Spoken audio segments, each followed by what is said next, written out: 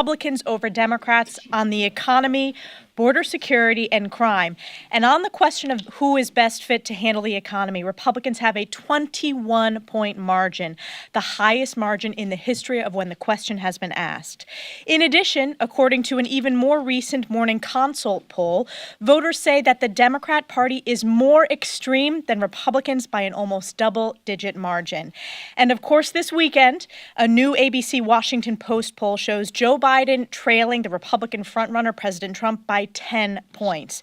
Republicans continue to show why we were brought to Washington to be good stewards of taxpayer dollars and combat the many crises created by Joe Biden and far-left Democrats' policies, especially the raging border crisis. Last month alone, our southern border saw over 230,000 encounters. It is time for Democrats to work with Republicans to secure the border, and the majority of voters agree. Last night was a big night. House Republicans passed the rule to bring 4 appropriations bills to the House floor for consideration. These appropriation bills include many conservative wins for the American people and rein in extreme Democrats' reckless spending. Our Homeland Security appropriations bill secures the border by increasing the number of Border Patrol agents to 22,000 and finishing the wall on our southern border. It also prohibits funding for Joe Biden's failed open border policies that have led to a border crisis across America. Our defense appropriations bill, it eliminates woke DoD programs. It cuts $20 billion from Joe Biden's wasteful budget and redirects funding to war-fighting needs. And it gives our brave service members a historic pay raise. Our state and foreign ops appropriations bill protects life by including the expanded Mexico City policy. It prohibits funds for groups facilitating illegal immigration to our border, and it counters communist China's aggression. And our ag appropriations bill prohibits foreign adversaries like communist China from buying up American farmland. This is an important bill that I've worked on for a number of years. And it eliminates funding for radical Green New Deal policies, and it terminates Joe Biden's Waters of the U.S. rule. From protecting American values at home to ensuring our national security abroad, House Republicans are committed to curbing Joe Biden's reckless spending and delivering results for the American people, especially securing the border. I now am honored to hand it over to one of our appropriators, Michael Cloud from the state of Texas. Michael. Well, thanks for being here. And thought I'd take a second to talk to you about maybe what you don't see happening. Of course, anytime you come to a funding deadline, all the attention goes to that. But I wanted to talk to you about a little bit the process of how we got here. One thing you're seeing in the Republican majority is we are rewriting the muscle memory of how Congress works. And sure, it's harder to run a House when you actually get to read the bills because people have input on the bills. It's harder to run it when you're offered amendments and people get to have say into the bills. And it's also harder when you don't just automatically go to the CR to omnibus showdown. But this is what the Republican majority is committed to doing, committed to passing appropriations bills, committed to working the process, committed to restoring this government of the people, by the people, and for the people. And that's one of the things that I'm really, really proud of. These bills are conservative. These bills are what many have called the many years since we've had the cleanest comb through of these appropriations bills, where we've gotten back to just putting this government, right-sizing our government and getting us back to the priorities that this government should be working on. Things like strengthening our military, getting our military focused on its job of protecting and securing our liberties and defending our interests, getting our borders secure, and to continuing to do that. Only in D.C. do you get to get away with measuring success by how much money you spend. We're turning the corner on that, realizing the financial crisis that we're facing as a nation and making sure that we rightfully rein in spending while we meet the priorities of this nation. And so it's good to see these appropriations bills moving forward. And I hope you can appreciate the good work that's going into doing this differently, because the American people are tired of the status quo of kicking the can down the road. And you can see that our majority is working to make sure that happens for the American people. We'll now hear from our whip, Tom Emmer. Hey. Thank you. I identify with both the conference chair's remarks and Michael Cloud's remarks, but for me, it's a big day in Congress for more reasons than what we've talked about so far. Today, SEC Chair Gary Gensler is going to testify before the House Financial Services Committee. And boy, does he have a lot to answer for. Under Gary Gensler's leadership, I would say failed leadership, the SEC has been an incompetent cop on the beat. Throughout his career, Gensler has been relentlessly loyal to the biggest institutions at the expense of everyday Americans. Today, he's going to face some important questions about that. Gary Gensler has worked to consolidate his own power, even though it means crushing opportunities and, frankly, the financial future of this country. This strategy hasn't been successful for him.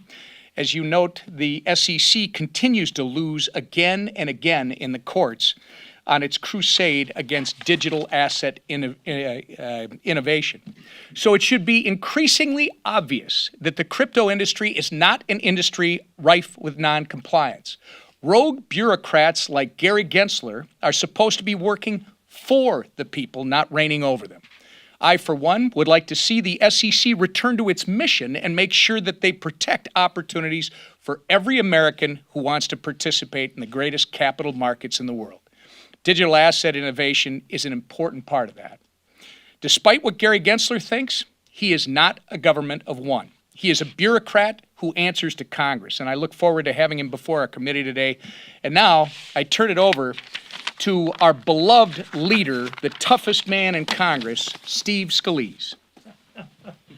Well, thank you, Whip, for the great job you've been doing. And it's good to see all of you. A lot of friends here.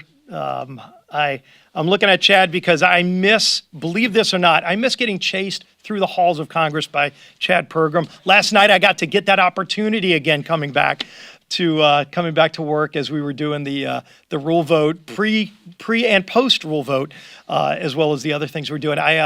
If I can just for a couple of minutes just share a little bit of a health update with you that I shared with my colleagues this morning at conference, and then obviously we'll get into the issues of the day and the week and take your questions. But I, a little over a month ago, was diagnosed with myeloma, as you well know, but we had quick decisions to make in the hospital, and that was, do we go into an aggressive form of chemotherapy? And luckily, my oncologist in New Orleans, who we continue to consult with on a very regular basis, has been phenomenal at walking me through, what I need to do to first focus on my health, because that has been the main focus, is how do we address the cancer, because the cancers would put me in the hospital and was doing a lot of damage to my body. And so we had to get control over that and have a plan. And luckily they had a plan. They had treatments that have been approved by the FDA for many, many years on this form of cancer that many, many people have been using for decades, thank God. And I have made a decision to aggressively pursue it. And I'm a month in to the treatments, and the way that it works with this form of cancer is it goes in about a little over 3.5 week treatments, and then they want to evaluate and see how your body's responding, if they need to make tweaks, and then you go to another 3.5 week round of treatment for a period of months until they feel like you don't need to take the treatments anymore because you have adequately attacked the cancer. So we're a month in now. Last week I did a full round of evaluations. That's where I was. Working with my doctors, running a whole lot of tests. They came back with the tests. The good news is the cancer has dropped dramatically because of the success of the chemotherapy attacking the cancer. So thank God those prayers have been answered. We're continuing to follow my doctor's advice, and my doctor said, you can come back to work. And that's why I'm here, and we are here for a full week of work and whatever else it's going to take. But obviously there's been a lot of work going on. A lot of it I've been doing by phone.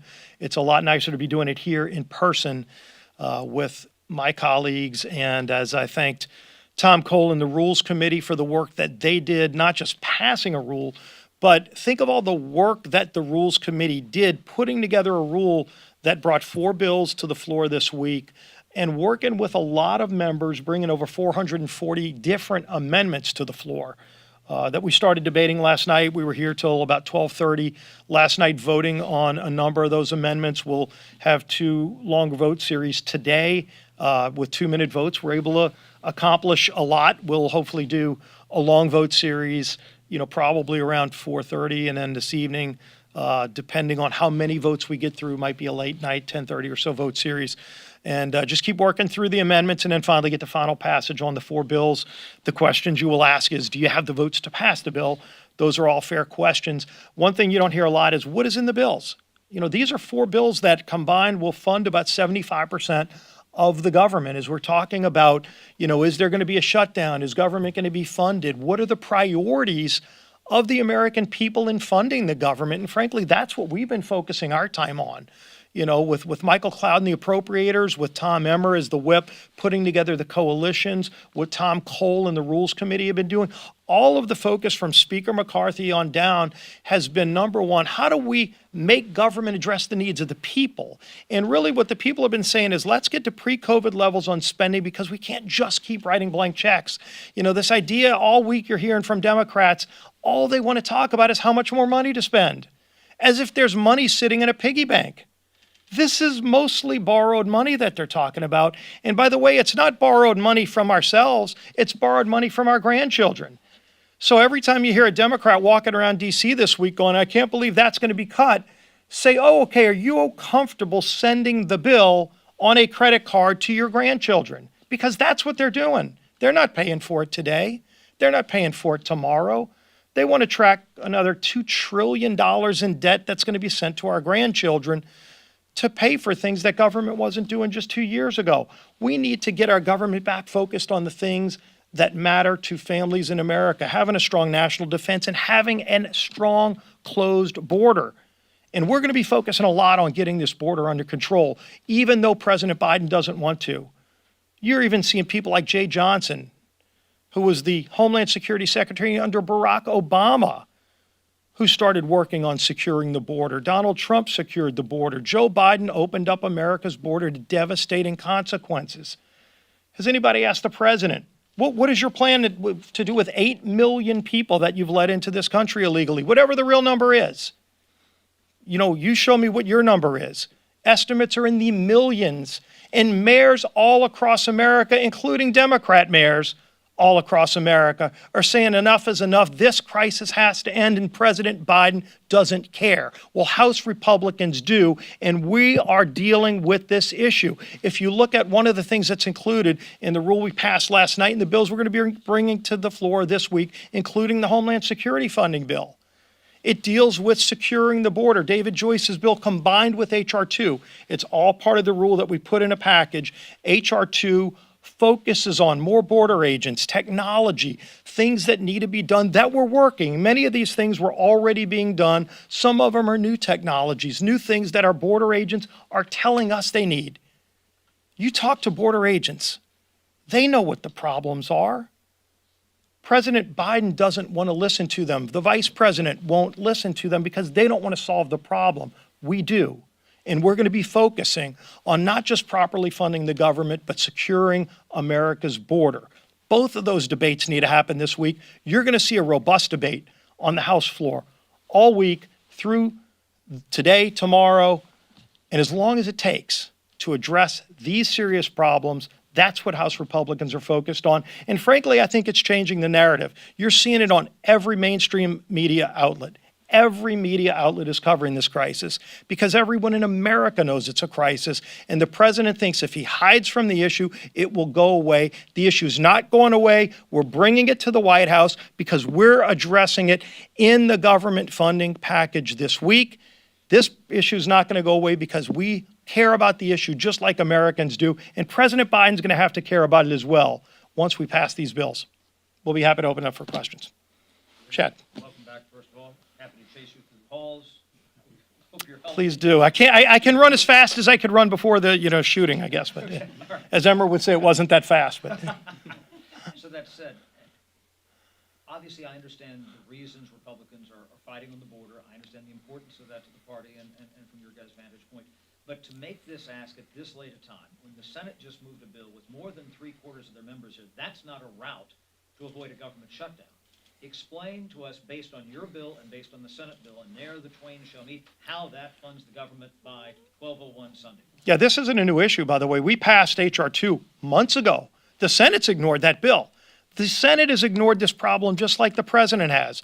So they're culpable in this problem. But again, I think mainstream Washington thinks the problem just goes away if they don't talk about it.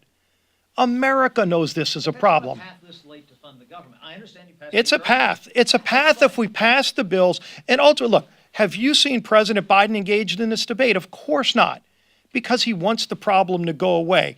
If we're able to actually pass the legislation, and we're not at the midnight hour right now, I wish the White House had engaged in this debate months ago when we passed H.R. 2. I wish the Senate engaged in this debate when we passed H.R. 2, but they didn't. But we were doing our job months ago, but it wasn't the midnight hour, so people don't pay as much attention. Well, now we're here, and we're still talking about the same issue, but you know what else is happening? The whole mainstream media is talking about this issue. That wasn't happening 6 months ago. And so people all around America are talking about it. The mayor of New York is talking about it as one of the biggest threats to the city of New York. He wasn't talking about that 6 months ago. And so the dynamics of this issue have changed all around America because now every town is a border town, and that's crystal clear to everybody but the White House and maybe the Senate. But you know what? If we keep talking about this as part of what needs to happen to properly fund the government, how can they pass a CR that funds Biden's open border process and call that a victory for anybody but Washington insiders? That doesn't solve an ounce of the problem and actually makes the matters worse because it continues to send the magnet across not just South and Central America. We've got people coming from over 150 countries, people on the terrorist watch list being identified over and over again. We don't know how many. You can't find out how many. Anyone in the press can tell me an honest number of how many people on the terrorist watch list have been caught. We all know they've been caught. We just don't know how many because the administration won't tell you. They know a number. I promise you they know a number, and it's a low number because they haven't caught everybody. But has the White House been honest with anyone in this room, including the press, about how many people on the terrorist watch list they have caught coming across our open southern border? They can stop that, and they don't want to. So the American people want this problem solved. We're going to keep at it. Yeah. What's the plan to get some of those GOP holdout votes, those no votes, to go with Speaker McCarthy's short-term measure? We've had a lot of really good conversations, even in conference this morning. You know, you're seeing a lot of dialogue.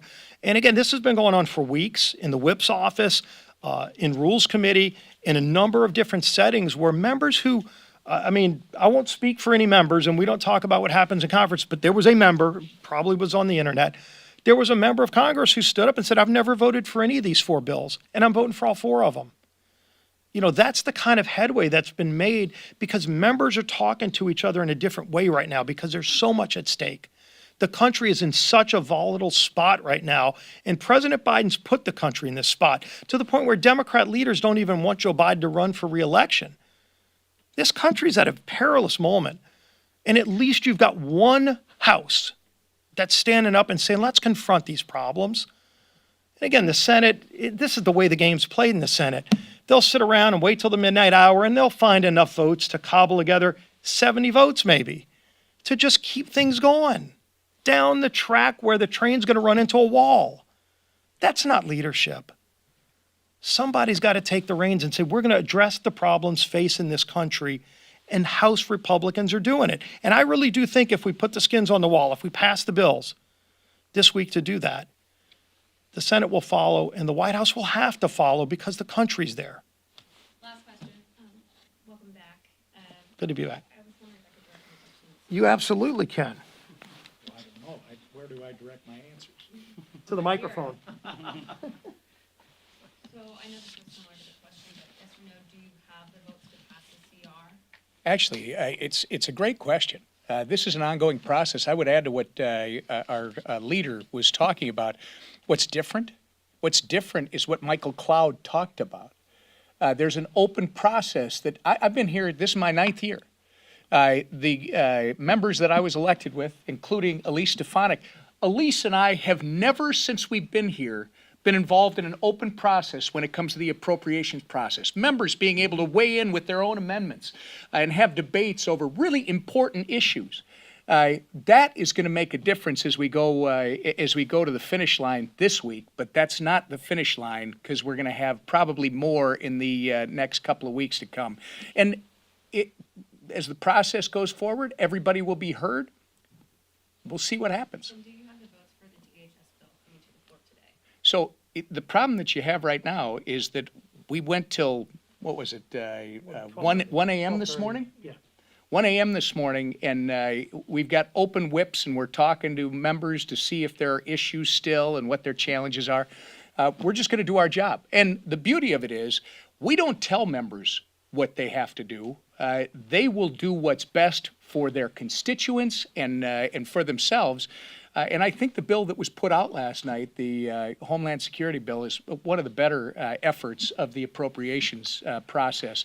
David Joyce and company, Michael, everybody on that committee did a great job. So I'm confident, but you got to wait. You got to work through the process. And there are no bills in final passage today. Right. Tomorrow is with that. Today, we still do amendments on the remaining bills. Thanks, everyone. We're about to face a shutdown. Could you take One more more. than 3 questions? How compelling of a case is that? Sure, because you asked it in such a compelling way. Thank you. All right. Thank you. And then we have a meeting with the speaker that we don't want to keep him waiting. Sure. Yes, please. Your conference is united on the border. We hear that. We've heard that from your members all morning. We've heard that from you right now. But the reason we are facing the shutdown right now is overspending concern. You Yeah. talked about that today, too. Members coming out of the conference this morning, a group of them were saying they will not support a CR until all 12 appropriations bills are passed. Can you explain to the American people, we've known this deadline was coming for months, why it is that the House has not been able to get to those 12 bills when you knew your members wanted them and you had all this time? Why are we just now at the deadline dealing with this? Yeah, and we've got dual track conversations going on. I mean, dual track meaning border security being one of the big issues we're discussing. HR 2 is a policy bill that's passed tied to the appropriations bill, which is the Homeland Security package, which funds a lot of those initiatives, including more border agents, which is critical in the Joyce bill. If you look at the overall spending levels, and we talked about that this morning again in conference, these are ongoing conversations. There's 2 different numbers, but the numbers have been moving lower, and we've been talking. And look, there's a lot of members on a lot of different sides of our conference that as you go lower, they get nervous, and you've got to work through that as well. So we're having these conversations on an ongoing basis, and which areas can we get into, the remaining bills. There's some members that aren't supporting those remaining bills. There's a reason those bills haven't come up and passed. DOD rule couldn't pass last week. So there is vote issues as well. And as long as the votes are there, we'll pass the bills. But there's still questions about members that don't want to vote for certain bills. I mean, look at state and foreign ops. When's the last time a state and foreign ops bill has been passed? Years. And yet we're bringing that bill up, and, hopefully we can pass that bill. But some of these bills are bills that haven't passed as standalone in years because they're just complicated bills with members of Congress. And you got to work through that. And we're working through that right now. So we're going to keep those conversations going. We'll see y'all on the floor. Thank you. Thanks.